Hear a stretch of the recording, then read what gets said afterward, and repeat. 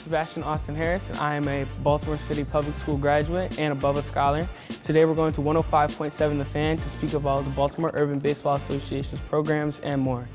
Inside Access with you on a Tuesday. We'll get back to the Ravens in a little bit, but we have a major event coming up a week from Saturday at BUBA. Jason, if you listen to the show, you know Jason's been raving about BUBA for a long time. And joining us now from BUBA, it's Adam El Shazli. You got Sebastian Harris, who's been a student. What do you call it? A student at BUBA? Mm-hmm. Like, is that an accurate portrayal? Yeah, student liaison. Awesome. So, Adam, first and foremost, thank you for coming in. Let the people know about the event coming up. Yeah, on December 6th, we're going to have our first fundraiser that we've ever done to raise funds for our after-school program at Baltimore Urban Baseball Association, as well as for facility scholarships for BUBA scholars.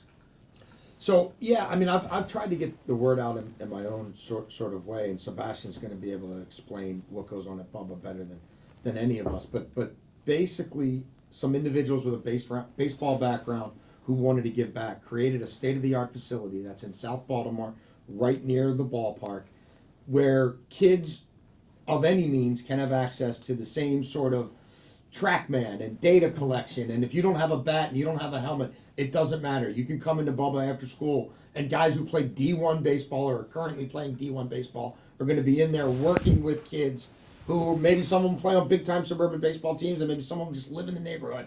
And you're going to get coaching, and you're going to get mentorship, and you're going to get an access to all this technology. And all you have to do is keep coming back, basically, right? I mean, is that kind of the gist of what BUBA's all about? And again, BUBA is Baltimore Urban Baseball Association. Yeah, absolutely. I would say, in addition to that, building leadership on and off the field, we have a classroom space for our after-school program. And one of the commitments for all the kids coming to our facility to use it is they participate in our mentoring program. So we have partnerships with all the local universities, and all those D1 guys you talk about, they come into the facility, but they also have a job to not only teach kids baseball, but teach them about college access, and their future goals and careers. Well, Sebastian, you were just telling us you've been a part of BUBA for 6 years now. Just how much has it helped you, not only as a ball player, but as a person? Honestly, it's like a my brother's keeper type of thing, right? So you got people who are in the shoes that you want to get to coming in. We're blessed to have UMBC come through, Towson come through, Lincoln University, the school I attend, and I was able to speak to one of the students that are currently at Lincoln. I said, hey, this is what I'm thinking about. I'm thinking about coming there, nothing to do with baseball, just social, like purely life and purely, this is what I want to do with my life. Can Lincoln help me? And he convinced me. So now I'm at Lincoln. I'm actually supposed to be managing the baseball team this year, so I'm working alongside with him, but he's a great guy. But it's like, those are the type of connections that are there for everybody, not just me, but there's the brotherhood, there's the, you learn from somebody and then you take that and you give right back to your community. So now I have a 10-year-old, his name's Ian, who I mentor. He's taller than me, but he'll end up surpassing me in that facet. But it's like, that's what, there's more than just, come in, hit a ball, then leave. It's come in, meet people, make a friend, make a brother, and then go about your day, How did BUBA get on your radar initially, Sebastian? So I had a friend, his name is Leon, and we both lived over west, and BUBA is located, South Baltimore, so it's not too far. And he would go, and I was like, you know what, I like baseball, like I want to go. So I went with him one day, and I saw this facility, and I'm like, wow, I've never seen anything like this. And I think roughly 80% of Baltimore City high schools don't have a baseball field. Right. So like Paul Lawrence Dunbar, we didn't have a baseball field all 4 years. So for us to step onto this indoor court or indoor field where it's like you have state-of-the-art turf and facilities and TrackMan and hit tracks, it's like winter wonderland for a kid at that time. So it's quite, that's how I got on my radar. How quickly did you realize how special the place was? Within a week, I think, because it's like, I remember recording a video and sending it to my father. My father doesn't play sports, and he was like, where are you? Where are you? This is in Baltimore still? You're still in Baltimore? I was like, yeah, I took the bus here. He was like, wow, that's crazy. And you paid? No, I didn't pay a dime. And you couldn't believe it. I'd have to think you recruited some of your friends to come with you, right? I might have been one of the biggest advocates of getting my school. My school was the first school to have an after-school program at BUBA. And unfortunately, there was a shooting near my school, so it kind of like we couldn't have any practice, but we love baseball. So it's like, we can't go outside and practice. We don't have our own field. Where can we go? So I came to Coach Adam and Coach Andy, and they opened their doors and opened their arms to us. And now my team was able to come there after school. We took like carpools. I drive, so took some of my teammates in my truck. But it was like, immediately I started telling my team, I'm telling my summer team, I'm telling everybody I played for, guys, let's go to BUBA, let's go to BUBA. And the popularity just continued to grow and grow and grow. So Adam, how does this work? Because this, like, I know you get donations, and you guys do a whole lot of, like, you're always writing grants, right, or seeking grants, writing proposals for grants. You're talking to like RBI, right, at the arm of MLB that's supposed to do grassroots stuff. You're reaching out to people like Adam Jones. You're talking to Tony Gwynn Jr., who's doing some of this work in San Diego. How much of this is reliant on philanthropic endeavors? How much on the business community and MLB current and former players themselves stepping up to write checks or do whatever they can do? It's heavily relied on, and I think now we're trying to think of a strategy for sustainability. It doesn't work without their support. And December 6th was our first attempt. Everybody was hit hard this year with funding, and the after-school program that we started last year, we were expecting to get funding that didn't come through. And the advisory board that is made up of really high-level individuals said, no, we need to do this, and actually came up with the fundraiser idea for December 6th. And Adam Jones, what a superhero. He's a champion, came on and said that he not only wanted to support, but he's going to be showcased and doing some really incredible stuff that day. I don't want to kind of jump ahead, but he's going to be doing wonderful support, not only for the event that day, but to help us raise funds for Baltimore City youth and after-school programming. How great has it been just seeing this grow and seeing someone like Sebastian, who's 6 years in, and now he's mentoring someone even younger? Like, that has to be really cool to see. I think that's the goal, and the connectivity to not only have scholars come in, and that's why we call them scholars. We don't want them just to be baseball players. We use the game of baseball, which is incredible, and softball. I want to emphasize softball because we actually, with Sebastian's team, they didn't have a softball coach. We found a coach to help out, and they actually had 26 girls that never played the game that came and were part of the Dunbar softball and baseball after-school program. And they had a winning season, mind you. So their first season in, they had a winning season, and it was like, we have the athletes, we just don't always have the space or we have the coaching. So Coach Adam definitely helped us in that facet. We have Adam El Shazli here from BUBA, one of his scholars, Sebastian Harris, joining us as they have this big fundraiser December the 6th. I am curious, for people who don't know, Adam, what was the genesis of this? Like, how did BUBA begin? Yeah. Well, it started with Andy Wettlinger, who started the program about 10 years ago.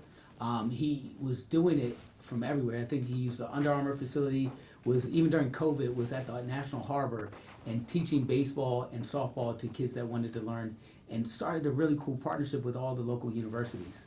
The building was bought by the Diamond Collective, which thought about creating a group of nonprofits with similar goals of using baseball as a tool to work on kids holistically. The Tony Gwynn Legacy East Foundation is part of the collective, and they're part of the group that's doing this fundraiser.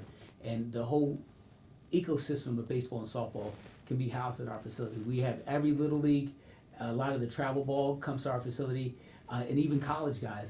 And using that ecosystem to not only support baseball and softball, but developing young kids to be successful adults is kind of the goal.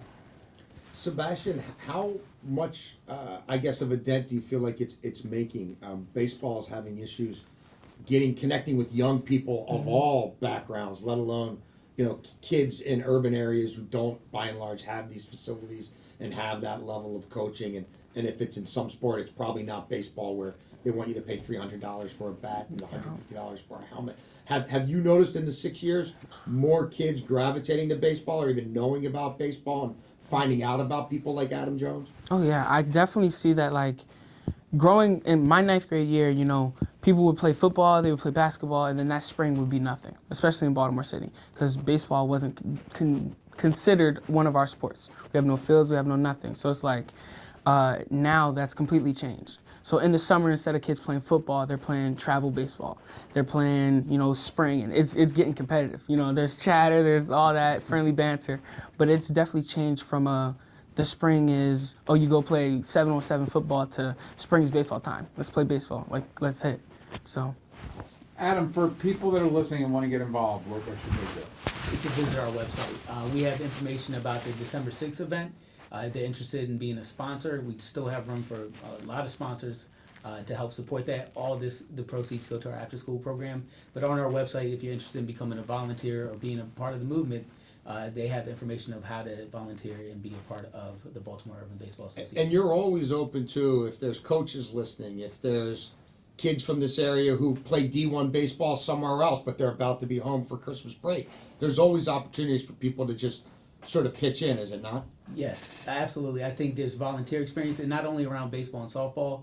I know we did a community cleanup recently and also some food give outs, but we're really big on service learning hours and the experience of really developing young people. So you don't have to just be a baseball and softball person, although that is the tool that we use to really build the brand and the success of what we're trying to accomplish. More with Adam and Sebastian from BUBA. That's coming up next here on The Fan. Okay. We're here with Adam Al-Shazli from BUBA. They have a big fundraiser coming up December 6th. That's a week from Saturday. One of his scholars, Sebastian Harris, is with us as well. Impressive kid. Let the people know, if they're just tuning in, what's happening on December the 6th. Yeah, so on December 6th, we're having a fundraiser to support our after-school programming and the facility at large.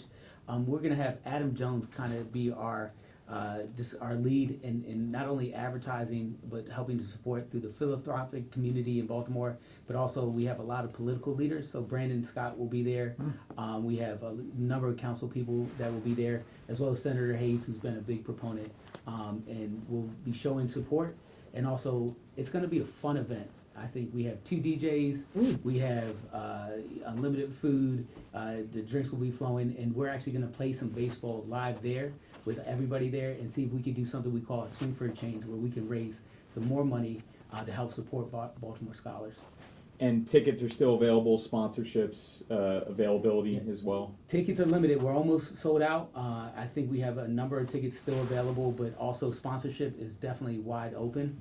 We're looking for as many sponsors as we can.